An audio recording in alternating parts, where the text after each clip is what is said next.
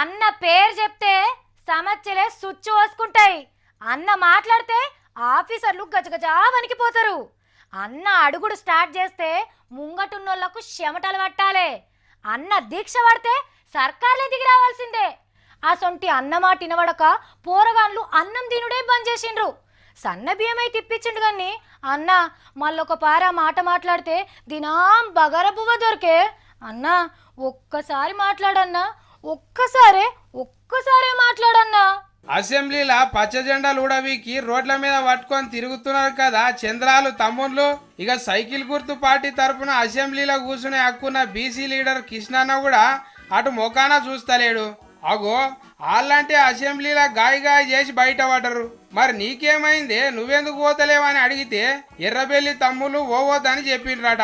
కానీ కృష్ణన్న నీకు ఇది న్యాయమైతే అదే బీసీలకు పైసలు తక్కువ ఇచ్చిండ్రంట అని బయట లొల్లి పెడితే ఎట్లనే? లోపలికి పోయి లొల్లి పెట్టాలి గాని హాస్టల్ పోరగాళ్లకు సన్న బియ్యం బువ్వ కోసం ఫీజుల కోసం కొట్లాడే లీడర్ అన్నావు. ఇట్లా బయట తిరిగితే ఎట్లన్నా? పోనీ మీ పార్టీలోనన్నా నిన్ను చక్కగా చూస్తున్నారా అంటే అది కూడా లేదా?